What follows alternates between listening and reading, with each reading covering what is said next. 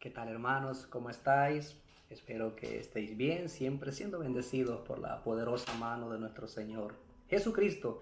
Espero que si estáis viendo este vídeo es porque tenéis el anhelo, el deseo de escuchar palabra de Dios. La palabra del Señor nos hace bien, la palabra del Señor es bendición para nuestras vidas. Hermanos, quiero compartir una palabra. Y hace 8 días compartí un mensaje, una predicación.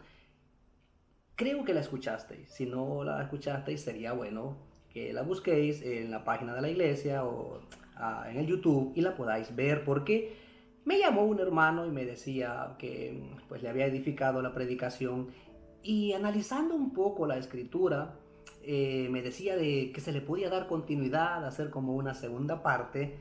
Ya sabéis que casi nunca hago segundas partes, pero hermanos, quiero darle continuidad. He sentido del Señor pues lo que me decía el hermano, y creo que es bueno darle continuidad. Para eso vamos a hacer un pequeño resumen de la prédica anterior. Recuerden que él llevaba como título Más que una multitud. Nos enfocamos en la lectura del Evangelio según San Marcos en el capítulo número 5, y habíamos desarrollado del versículo 21, creo que por ahí en adelante hasta el 30, 34.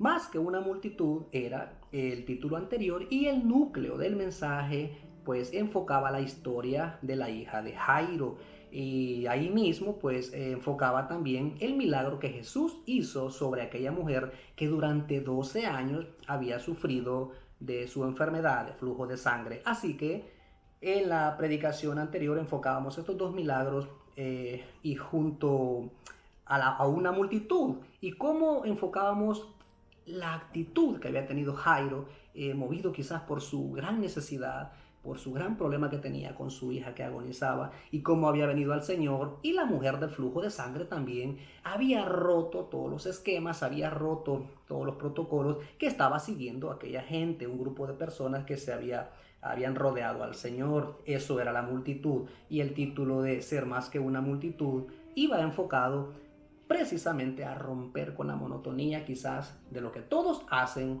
y acercarnos al Señor de una manera más personal. Ese fue el mensaje anterior, y ahora vamos a darle continuidad. Le doy el título. El título de este pensamiento, de esta reflexión, es Lucha personal. Lucha personal. Es la continuación de Más que una multitud.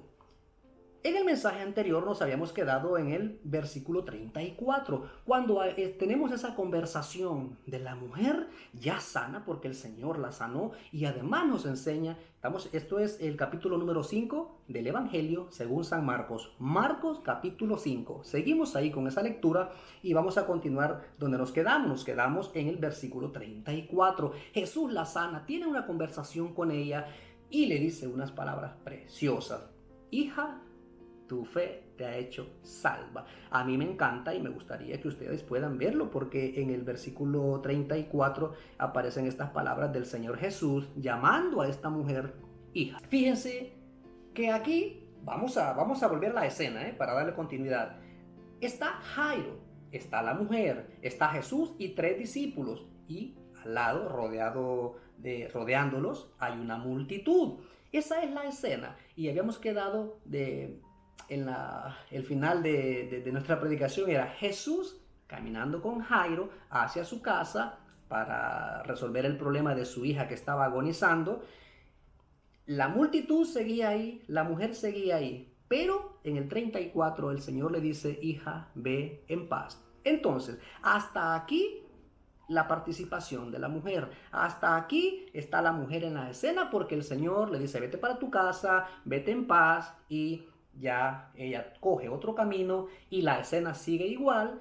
Pero yo quiero que nos vayamos al versículo 37. Recuerden, lucha personal. A lo que quiero llegar es a ese momento en el cual la lucha ya es personal. Hermanos queridos, todos tenemos luchas personales. Lucha donde es algo personal, donde estás tú, tu problema y el Señor. Tú, tu problema, tu lucha y el Señor. No hay nadie más. Mira lo que dice el versículo 37 de Marcos capítulo 5. Versículo 37 dice, y no permitió que le siguiese nadie. Y no permitió que le siguiese nadie.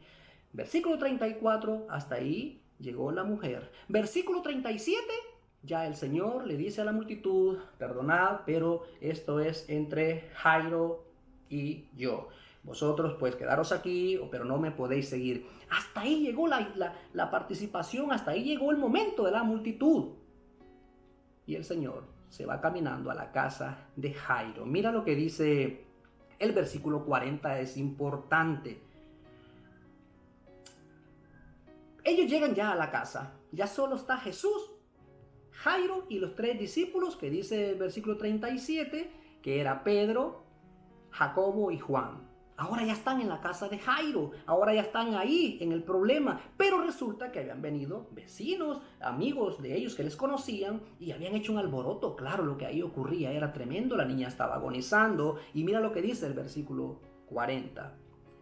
Ellos sabían que la niña había muerto, pero Jesús decía que estaba viva, que estaba durmiendo. Y esto es un punto importante, hermanos. Es que hay tanta información aquí, tanta enseñanza. Una cosa es lo que la gente diga. Una cosa es lo que los ojos humanos puedan ver. Pero ¿qué dice el Señor? Lo que a nosotros tiene que interesarnos es lo que dice el Señor. Seguramente estás pasando por un problema muy complicado, muy difícil. Y la gente te dice, es que no hay solución. Es que no vas a poder. Es que se acabó. Yo supongo que la gente era lo que decía, Jairo, porque la Biblia nos dice que cuando el Señor estaba hablando con la mujer, vino uno de la casa de Jairo a decirle, la niña ha muerto, ya no molestes más al Señor, ya no hay nada que hacer, se acabó. Pero el Señor dijo, no, ella duerme. La gente decía, no, está muerta. El Señor decía, duerme. Hermano, si el Señor dice que la cosa continúa, la cosa continúa. Si el Señor dice que hay solución, hay solución. No sé qué te ha dicho el médico, no sé qué ha dicho el banco, no sé qué ha dicho el gobierno civil, no sé lo que ha dicho, hermanos, no sé lo que dice la gente. Yo sé lo que dice el Señor. El Señor dice que la niña duerme. El Señor dice que aún hay posibilidades, que aún hay esperanza, porque tenemos un Dios de esperanza. Yo no sé por qué lucha estés pasando, pero escucha lo que dice el Señor. Y yo espero que este mensaje de verdad te haga bien, que este mensaje te impulse a luchar, que no importa quizás, hermanos, mira, llámale casualidad. Estamos hablando de las multitudes, ya la multitud ya no está. Llámale casualidad, yo no sé, pero es algo parecido. No nos estamos congregando, no tenemos el apoyo de los hermanitos, de una congregación que pueda cantar al Señor junto con nosotros. Ese ánimo que a veces nos da el congregarnos, el estar junto con los hermanos, orando, a veces haciendo un ayuno, a veces escuchando una predicación juntos. Eso es bueno, hermano, es precioso estar juntos, pero hay un momento que estás tú solo. Hay un momento que Dios permite que estemos solos. Ahora, dice el versículo 37 que solamente ya la multitud fue despedida, ya el Señor no permitió que vinieran más, la mujer ya había sido despedida y ahora ya están en la casa. Versículo 40, la gente se burlaba del Señor, la gente se burlaba de lo que el Señor decía, que la niña no había muerto, que solo dormía, y se burlaban de él. Ahora mira lo que dice el versículo 40 más, él echando fuera a todos. Versículo 37 no permitió que nadie. Y en el versículo 40 echó fuera a todos. Ahora solamente quedaba, dice la escritura, la mamá, el papá es Jairo, y la niña. Y el Señor Jesús y sus discípulos. Si analizas, esto ya era un problema familiar. Ahí ya no había multitudes, ahí ya no habían amigos, ahí ya no había tíos, ahí era mamá, papá y su problema. Y el problema gordo de Jairo y de la madre de la niña. Y el Señor. Lo importante es que esté el Señor. Pero ya era un problema familiar. La puerta cerrada y aquí no entra nadie más que mis 3 discípulos porque esto es un problema de familia. Ahora la cosa se había hecho personal. Y se burlaban de Jesús. Mas él, echando fuera a todos, tomó al padre, a la madre de la niña y a sus 3 discípulos. Sabemos que el Señor hizo un milagro. Sabemos que el Señor levantó a esa niña. Talita Kumi, a ti te digo, niña, levántate. Sabemos el milagro que el Señor hizo. Lo hizo con unas puertas cerradas, en familia, sin multitudes, sin amigos. Es que llega ese momento, hermanos. Llega ese momento. Mira, yo estaba pensando en un ejemplo bien gráfico. Sabemos la historia del rey David. Sabemos que fue un hombre de guerra. Sabemos que tenía un ejército poderoso. La Biblia nos enseña muchas batallas del rey David con su ejército. Yo estaba mirando segunda de Samuel en el capítulo 23. No lo voy a leer, pero ahí describe los 30 valientes de David, los 30 héroes, ponen algunas versiones, 30 guerreros especializados que estaban rodeando a David, que defendían a David, que daban su vida por David. David rodeado de esos 30 hombres. Hermanos, esto es segunda de Samuel 23, pero en primera de Samuel 21 aparece el mismo rey David con un ejército a sus espaldas, 600 hombres, guerreros, rodeando a David, que defendían a David, que peleaban con David, que apoyaban a David.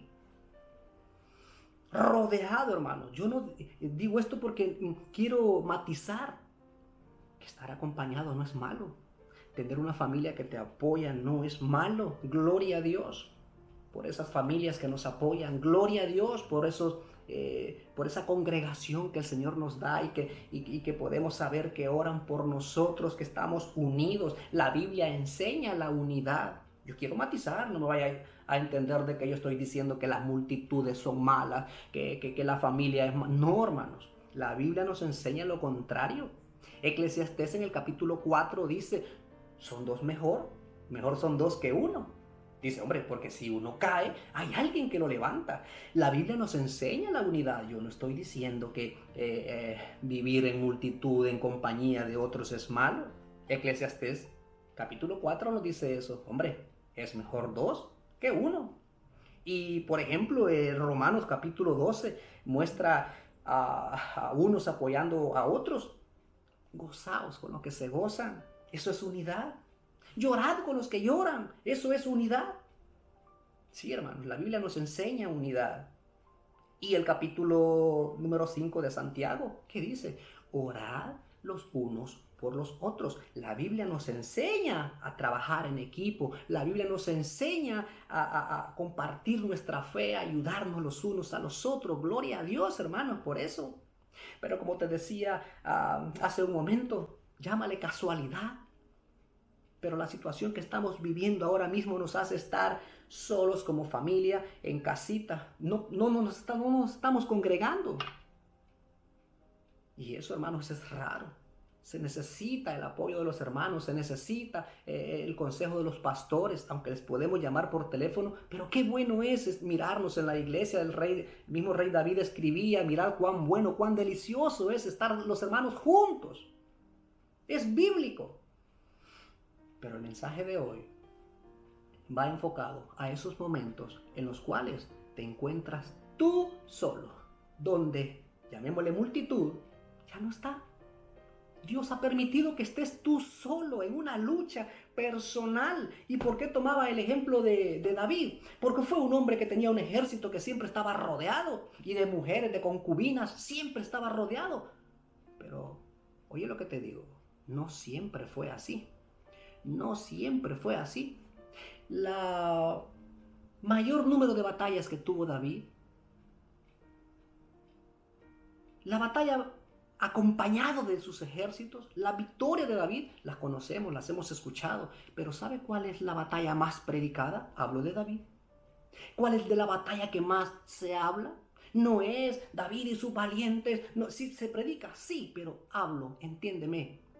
¿Cuál es la batalla que incluso en el mundo secular se dice, gente que ni siquiera cree en Dios, pero dice, como David y Goliat? David y Goliat, ahí quiero llegar, hermanos. David, un hombre que llegó a estar acompañado de ejércitos poderosos, ese hombre había pasado por el valle de sombra de muerte solo. La Biblia nos enseña, si conocéis la historia, lo vais a entender. Dice que era un pastorcito, él tenía hermanos, pero sin embargo él era el más pequeño de la casa de Isaí, su padre, y su trabajo era ahí en la montaña, solo con las cabras, solo con las ovejas. Y dice, yo quiero ir a una escena de esta lucha, yo quiero ir a esta batalla personal de David y Goliat. Porque lo vamos a ver, hermanos. Llegó un momento que David estaba con esos ejércitos, pero antes de eso, David libró su mayor lucha, la libró solo.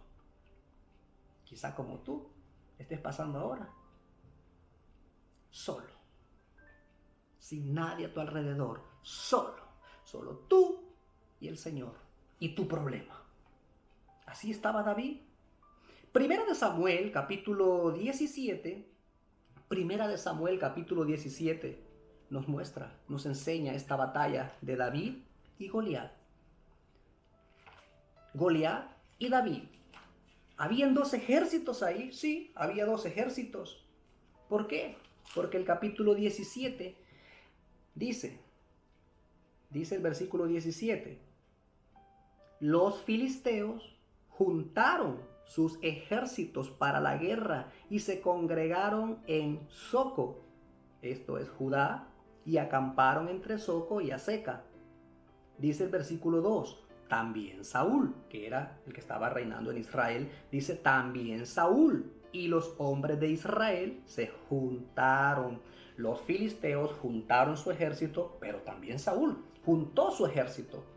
¿Cuál es el problema? Dice el versículo 4, estamos en Primera de Samuel, capítulo 17, salió entonces del campamento de los filisteos un paladín, Goliat, un paladín, el cual se llamaba Goliat de Gat, y tenía de altura 6 codos y 1 palmo. Y ahí lo describe, un casco, una lanza tremenda. Ahí te describe a este hombre, a este guerrero tan poderoso. Conocemos la historia, por eso no me voy a entretener mucho describiéndolo. Pero mira lo que dice el versículo 8. Primera de Samuel 17, versículo 8. Y se paró este paladín, se paró en medio de los dos ejércitos y dio voces. Empezó a gritar a los escuadrones de Israel, diciendo, mira, diciendo, aquí la cosa iba a cambiar, aquí la cosa ya no iba a ser de ejército, aquí la cosa ya iba a ser personal. Mira, ¿para qué os habéis puesto en orden de batalla? Les preguntaba Goliat al ejército, ¿para qué os habéis juntado? ¿Para qué os estáis formando en línea de batalla como ejército? Ahora la cosa es personal, no vamos a luchar ejército contra ejército. Saquen a uno para que luche conmigo 1 contra 1. ¿No te suena eso de a veces en la vida? Que dice, no, 1 contra 1. Eso estaba ocurriendo aquí. El problema ya no era de los ejércitos, ahora el problema era personal. Este Goliat estaba diciendo que buscaran, que escogiera, dice, escoger entre vosotros un hombre, uno, que venga contra mí, uno. Si él pudiere pelear conmigo y me venciere, nosotros seremos vuestros siervos. Y si yo pudiere más que él y lo venciere, vosotros seréis nuestros siervos. La cosa había cambiado, hermanos. Aquí la cosa ya iba 1 contra 1. David estaba en su casa, era un muchacho, porque estamos hablando del rey David, de ese hombre que llegó a pelear con grandes ejércitos, a estar apoyado por un montón de gente. Pero David era un muchacho en este tiempo, todavía no tenía ejército, ni siquiera era un guerrero. Sus 3 hermanos estaban en la batalla, en este problema, ahí frente a Goliat. Sus 3 hermanos estaban ahí. Su padre, conocemos la historia, ¿verdad? Espero, y si no, os leéis capítulo 16, capítulo 17 de Primera de Samuel, y así vais a entender toda la historia. El padre de estos 3 guerreros, de los 3 hermanos de David, lo envía a que les lleve comida a la línea de batalla. David va ahí, y ahí David escucha lo que estaba ocurriendo. David sabía que iba a llevar comida a sus hermanos, que estaban en un ejército, que estaban en un pelotón. para pelear con otro pelotón. Pero ¿cuál es la sorpresa? Que cuando David llega ahí, escucha aquellas palabras de Goliat, de cómo estaba pidiendo uno para pelear uno contra uno, un problema personal, una lucha personal. Ahí David escucha. Entonces, David, sabemos lo que David dice, cómo este incircunciso está retando, cómo está humillando al pueblo de Dios. Yo voy a pelear con él. La gente dice, este muchacho, sus hermanos lo recriminan y le dice, tú has venido a burlarte, tú has venido aquí pero a chismorrear, ¿tú cómo vas a...?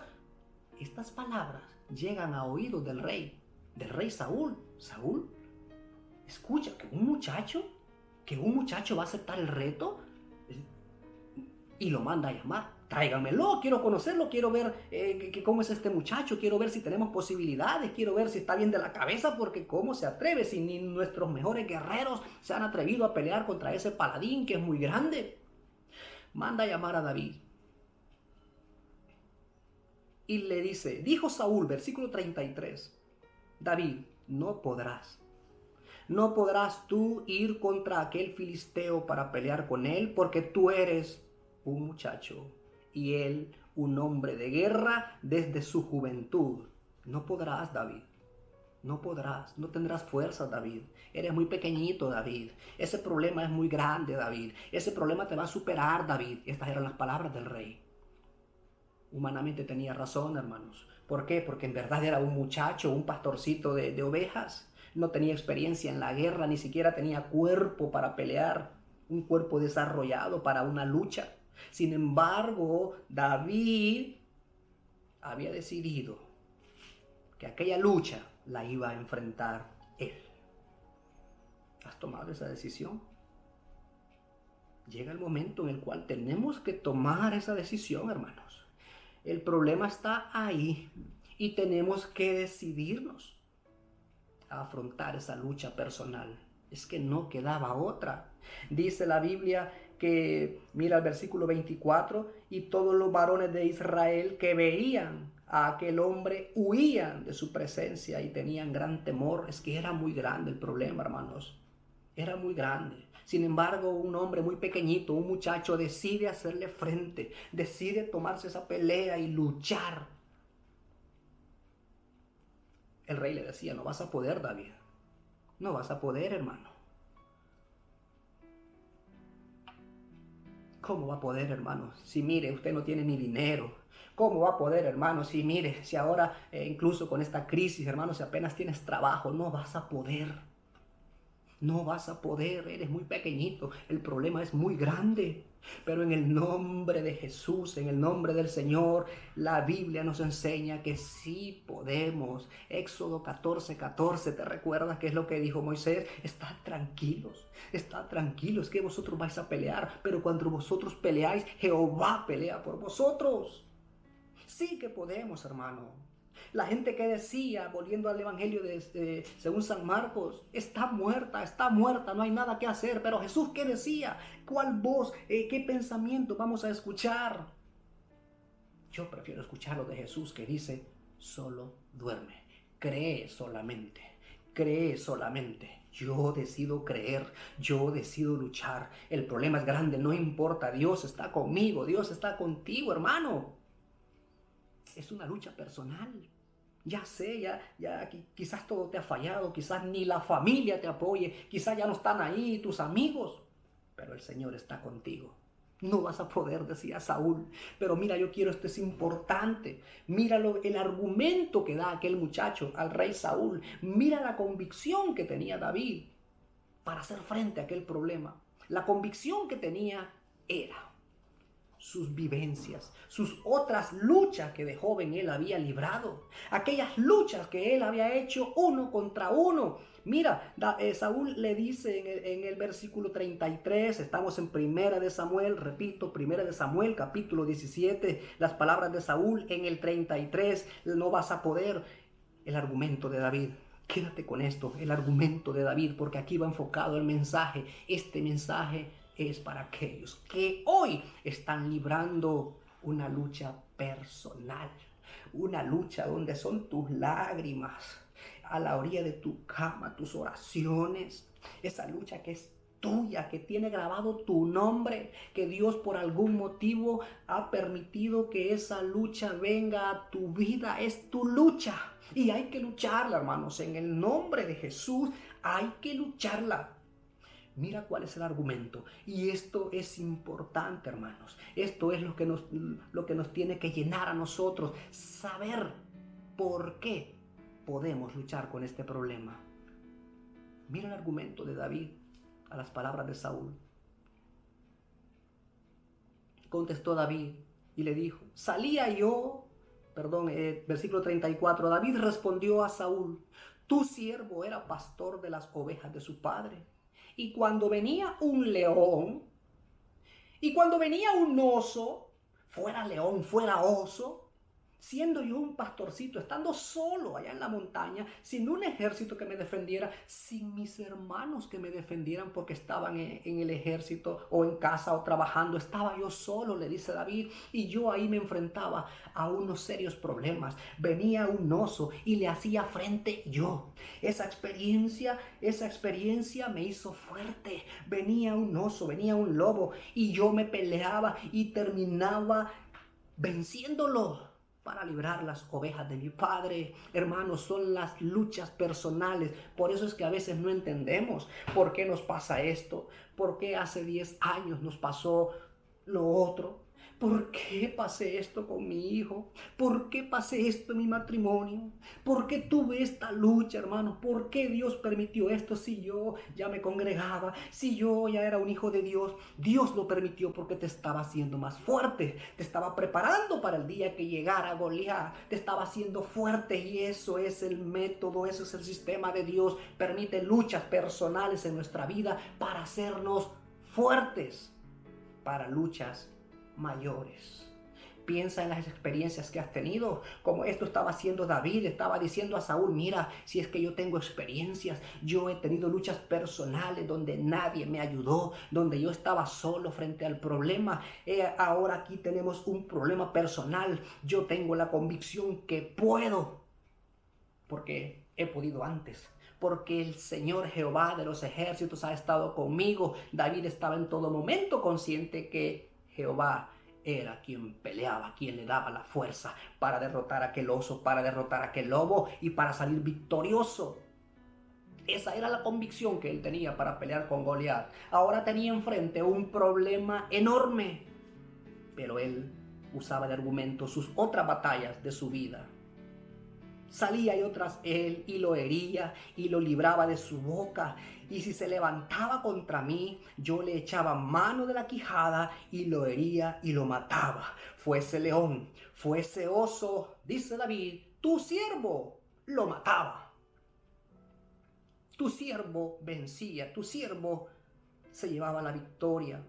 Y este filisteo incircunciso será como uno de esos osos. Será un problema más, será una victoria más que el Señor me iba a dar. Ese era lo que David pensaba. Y aconteció, dice el versículo 48, que cuando el filisteo se levantó y echó a andar para ir al centro, al encuentro de David, David se dio prisa y corrió a la línea de batalla. Versículo 48. Y aconteció que cuando el filisteo se levantó y echó a andar para ir al encuentro de David, David no se quedó quieto, hermanos. David también avanzó a la línea de batalla y aquí tenemos la imagen. Goliat frente a David. 1 contra 1. Me gusta imaginar las escenas, me gusta quizás porque veo películas y el cerebro me lleva para ahí. Aquí está David, detrás de David hay un ejército, pero no pueden hacer nada. Está Goliat y este ejército tampoco puede intervenir porque las normas eran 1 contra 1. Un problema personal, un problema personal. También ahí estaban sus hermanos, pero sus hermanos ya no podían hacer nada. Las normas de aquel momento era 1 contra 1. Conocemos la historia, hermanos. Conocemos la historia de lo que ahí ocurrió. David cogió esa piedra, David cogió su honda y empezó a luchar con su problema personal. Hemos estado hablando de las multitudes, hemos estado hablando de romper los esquemas, de hacer algo más, de marcar la diferencia, de quizás romper la monotonía de lo que los demás hacen. Hermano, en el nombre de Jesús, es hora, es momento de coger tu piedra, es hora de afrontar el problema y entender que si Dios lo ha permitido es porque Dios tiene un propósito grande en nuestra vida. Las luchas nos van a hacer más fuertes y las luchas que tú y yo hemos tenido a lo largo de nuestra vida son la experiencia y la herramienta que Dios usa para hacernos más fuertes. Por eso la Escritura dice que el poder de Dios se perfecciona en medio de nuestra debilidad. Es necesario ser débiles para ver el poder de Dios. Y la debilidad únicamente, verdaderamente va a salir a flote cuando tú tengas al gigante enfrente. Tu lucha es personal. Y si no tienes esa lucha, gloria a Dios. Oremos por los hermanos que están luchando. Hay hermanos que ahora mismo están luchando con esto del virus, que están contagiados. No te olvides de orar por ellos, como dice Santiago, orad los unos por los otros. La multitud es importante para apoyar a los demás, pero si el Señor te ha permitido una lucha personal, lucha, hermano, lucha. Coge tu onda, porque el enemigo ya está en línea de batalla. Yo quiero terminar Evangelio según San Mateo. Yo quiero terminar porque debo decirte que es importante que te quede claro que si tienes una lucha es porque Dios la ha permitido. Y si es personal es porque Dios tiene un propósito.